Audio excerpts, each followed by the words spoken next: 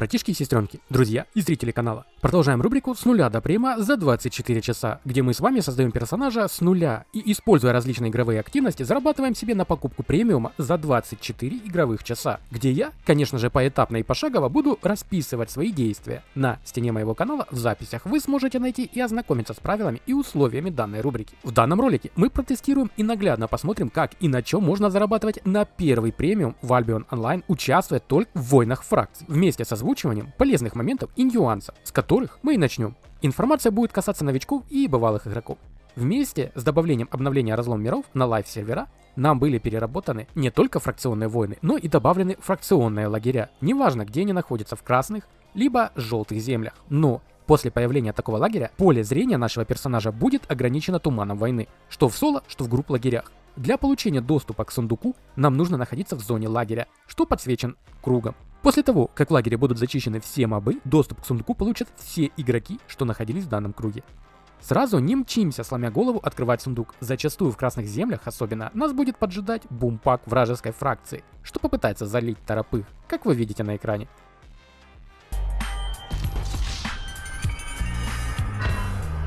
Лучше немного подождать. Наша награда никуда не денется, но зато мы сохраним и свои предметы, одетые на нас. И заберем лут, что ждет нас в сундуке, а заодно еще и можем подлутать ребят из бумпака после их убийства. Либо прожимать какой-либо сейф на время открытия сундука. Но каждый будет решать для себя сам, как ему поступать. Второй момент, если вы новичок. Больше всего очков в войне фракций на данный момент, смотри дату выхода ролика, насыпает за хил товарищей по фракции. Хоть в желтых землях, хоть в красных. Лучше всего для этого подойдет древесная ветка посохов, по типу посоха порчи с массовым хилом, а также способностями на Q, цветок омоложения, на W очищение, что также будет хилить в небольшом радиусе до 10 игроков и снимать с них все эффекты контроля и дебафы, кроме периодического урона. Но для нас важен сам хил, что будет исцелять в зависимости от стаков омоложения на союзников. А благодаря цветку с Q стаки будут висеть на многих игроках. Ну и сама Е, возвышенная природа, что будет хилить в большом радиусе до 10 союзников, что также поможет нам лутать очень много фракционных очков. Но поначалу, пока стартуем и прокачиваемся, можно начать из древесного посоха с его Е круг жизни, что также будет неплохо зарабатывать нам очки фракций на захвате форпостов и массовых замесах. Однако желательно сразу озаботиться пополнением энергии, ведь в данном случае надеяться на рандомных союзников не приходится. И завершающий, но не менее важный нюанс. В зависимости от стадии войны фракций в различных провинциях цена на сердца в различных городах сильно варьируется. Вам стоит их помониторить самим, ведь чем активнее фракция, тем сложнее катать сердца. К примеру, в городе Люмхурст сердца города Тетфорд во время активной фазы захвата фракций будут взлетать в диапазоне от 3 до 10к серебра и более. Также и с остальными сердцами по городам, на чем мы неплохо сможем заработать. И поверьте, они довольно активно закупаются другими игроками по такой цене.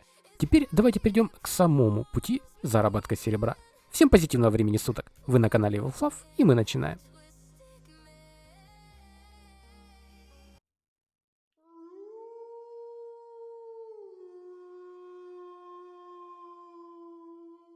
Я ускорю немного процесс. Напишите в комментариях, нужно ли вам делать вставку с пробуждением на песочке и первыми шагами. В целом, стартовый остров и путь к городу занимают в среднем от 40 минут до 1 часа и 30 минут. Поскольку это старт разлома миров, решил протестировать, как себя будут чувствовать малочисленные фракции и посмотреть, насколько там все плохо. Для начала. Весь свой скромный хабар с наградами из журнала и прочим в размере 32к и 6к наличкой в серебре, с чем и собираюсь покорять большой Бриджвач. И поскольку мчимся на всех парах в город, загоняя нашего Руссо, хочу сразу напомнить, что золото едино для всего аккаунта, и спустить его в ноль не вижу смысла. Напротив, после достижения цели я буду переводить все заработанное серебро в золото. В прошлых 2 частях рубрики я по ссылкам в описании оставлял часовые ролики с записью всего процесса. Но времени это занимает много, а толку по сути 0. Потому я отказался от такой колоссальной потери времени, без какого-либо профита для канала и зрителей.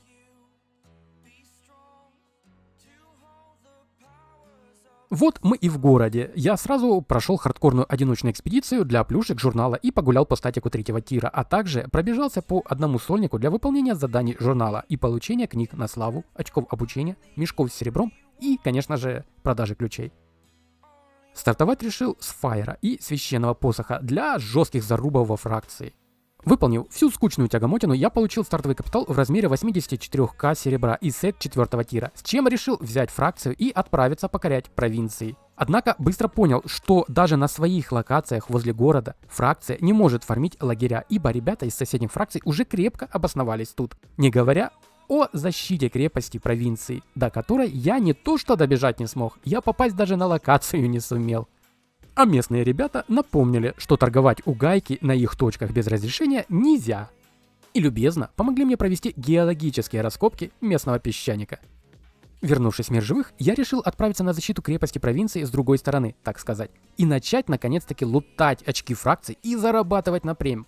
Но вновь реальность меня настигла и застала врасплох, саданув посохом по затылку. И тут мое терпение иссякло. Поэкспериментировал, посмотрел на людей, себя не показал и, пожалуй, достаточно. Пора браться за тему рубрики всерьез. А то у нас уже 5 часов и 1 минута, а мы путем падений и коленопреклонений накопили всего на 4 жалких сердца зверя. С таким темпом я с треском провалюсь и решил собрать свои пожитки и отправиться покорять огни лесного Люмхорста. И тут дела пошли сразу на лад.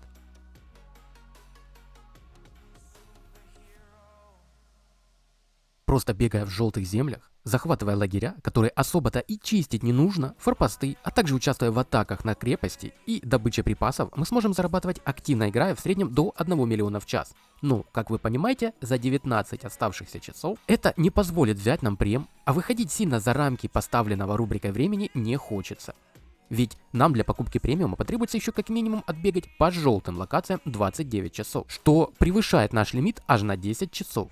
После забега по желтым я решил протестировать красные земли и атаку бандитов в частности. Попутно распродать все, что налутал за походы по желтым, а также поставив сердца на продажу. На руках у меня было уже 606 тысяч. При стоимости моего билда в чудном 4 тире 40 тысяч, где самое дорогое было это ездовая лошадь, я решил, что такого капитала мне хватит надолго, чтобы бороздить просторы красных земель. Как раз началась атака бандитов, и я стартанул вместе со всеми игроками через пещеру. Были гангеры от Корлеона, но только завидели блоб, ребята решили тактично ретироваться. После чего, встретив двоих собратьев по фракции, решил спешиться и помочь, или погибнуть, или подлутаться. По итогу залутал пушки обоих бирпавсов и ведьмовского посоха. В таких ситуациях лучше стараться их лутать в первую очередь, ведь с большей долей вероятности они будут стоить дороже всего, что окупит себестоимость ремонта и принесет нам хорошую прибыль. Побегав по атаке бандитов, я понял, что в красных землях заработок на фракционных варах превышает 1 миллион в час лутом. Еще и чистыми серебром можно много вынести благодаря мешкам с серебром. Не говоря уже о луте бумпачек, гангеров и прочего. Главное не забывать, что мы в 4 тире и без мастерок. Так что лучше не лезть на рожон. Но и задних не стоит пасти, если мы не хотим тут и вовсе остаться без лута. Тестировал красные земли что с ПК, что с мобильного, а также на осадах крепостей. Разницы для теста никакой. И информация актуальна для игроков на всех платформах. В среднем за час игры в красных землях на атаке бандитов мы сможем зарабатывать славы от 2 миллионов 500 тысяч. Это книги с сундуков и опыт с мобов на фортах. Чистого серебра с мешков выходило в среднем на 400 плюс тысяч и лутом 700 тысяч плюс. Все зависит от рандома в сундуках и быстроты нашей реакции при луте тушек противников. Очками фракции удавалось поднять в среднем от 80 тысяч и больше. Но тут стоит учитывать, что теперь очки фракции начисляются нам волнами, а не сразу за все, как было раньше. И основная их часть прилетает после успешной защиты или атаки на крепость провинции. Что позволяет нам неплохо так налутать очков припасов. Побегав по красным землям и отыграв суммарно 10 часов плюс, решил перейти на древесный посох для хила и увеличения заработка очков фракций, попутно сразу закупая сердца и складируя их в банке для теста грядущих перевозок сердец. Сердца древа я продавал лишь раз в начале для создания стартового капитала. Все остальное время я складировал их в банке, обзаведясь быком города Мартлок и латной броней со скипетром для антиконтроля, готовился к перевозкам, но все же решил, что мне мало сердец, ведь их я закупал лишь за очки фракции. Решил еще немного поднажать, играя за хила. Для этого я откладывал книги славы заранее, и на 12 часу игры я переоборудовал себя в древесный посох. На голову взял клирика для сейва в массовых сражениях.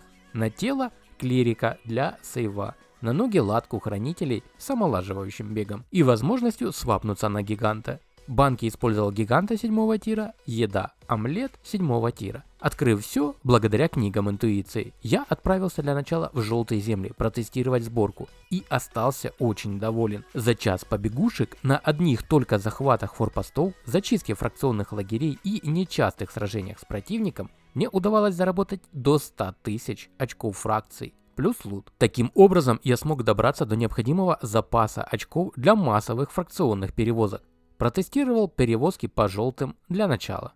И здесь есть один очень приятный момент. Чем больше форпостов ваша фракция контролирует, тем быстрее у вас происходят перевозки. Поскольку запись велась до выхода второго патча, то я не знаю, что будет в дальнейшем, но на данный момент, заплатив всего лишь 5к серебра, мы сможем прыгнуть с любым весом на ближайший к нам форпост.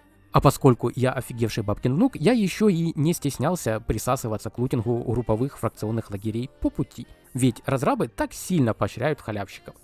Нам не нужно никого бить, просто постоять в круге и после открыть сундук, забрать лут и продолжить заниматься своими делами. В среднем у меня на перевозку уходило 12-14 минут. При оптимизации маршрута у новичков может занимать немного больше времени. Поначалу. У меня за 2 часа выходило делать 9 ходок и еще немного времени оставалось.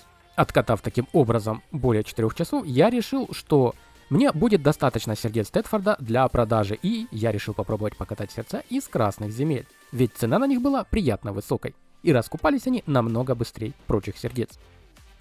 Приступил я к перевозке по красным землям, отыграв на тот момент 17 часов и 28 минут. Проворачивая все тот же трюк с телепортацией между крепостями, я не встречал гангеров на своем пути, хоть и катал сердца в первой половине дня до дневных техработ. Все же не сказал бы, что время было таким уж ранним для сервера. В среднем поездка занимала у меня 14-16 минут. На локации постоянно присутствуют игроки вашей фракции, если она многочисленна, особенно во время атаки бандитов. И вам не придется сильно переживать за свою безопасность. Разве только сами въедете в лоб вражеской фракции. А бык Мартлока достаточно быстр и крепок, чтобы увести вас из всякой спонтанной передряги. Иногда, правда, и приходится миновать безопасные переправы через реки. Подробнее о заработке на фракционных перевозках и создании стартового капитала можно будет посмотреть в ролике по ссылочке в описании. Не встретив ни разу гангера на своем пути, я решил катать сердца до Талова, пока меня не ганганут или не выйдет время, отведенное данной рубрикой. Хочу обратить внимание зрителей из будущего. Обратите внимание на дату ролика, ведь неизвестно, как и что изменится в проекте после января 2026 года, а то сюрприз и патчи, что собираются вводить разрабы, могут повлиять на временные рамки показанного способа. Но я не думаю, что он сильно изменится по способу действий, либо сильно увеличатся временные рамки для заработка вашего первого премиума в проекте. В рубрике «С нуля до према за 24 часа» мы с вами тестируем различные игровые способы и активности, на которых зарабатываем с вами для покупки первого премиума в игре. Всегда создаю нового персонажа. Соответственно, на нем не будет вкачанных мастерок ни на предметах, ни ношений, ни крафтерских и прочих мастерок. Как и какого-либо базового капитала или условий для старта с преимуществом. Все накопленные средства я буду переводить в золото, поскольку оно едино на весь аккаунт. Периодически буду устраивать стримы, где мы с вами на прямой трансляции будем все тестить. Правда, не знаю, будет ли у меня время на активное общение, чтобы это не влияло на показатели теста. Пишите свои предложения по поводу последующих тем, которые вы бы хотели протестировать и посмотреть, сколько на них можно заработать. И хватит ли этого заработка для покупки премиума. В последующих выпусках вас ожидает тест рыбалки и караптов на охотнике. Как бы странно это ни звучало. Рыбак уже создан, и я пишу материал с мобильного, так что посмотрим, что у нас вышло. Скорее всего, я посмотрю на комментарии под данным видео и учту его в показе последующих выпусков рубрики. Предыдущие выпуски можно посмотреть в одноименном плейлисте. Рубрика еще находится в доработке, и в последующих видео может незначительно измениться подача информации и ее последовательность.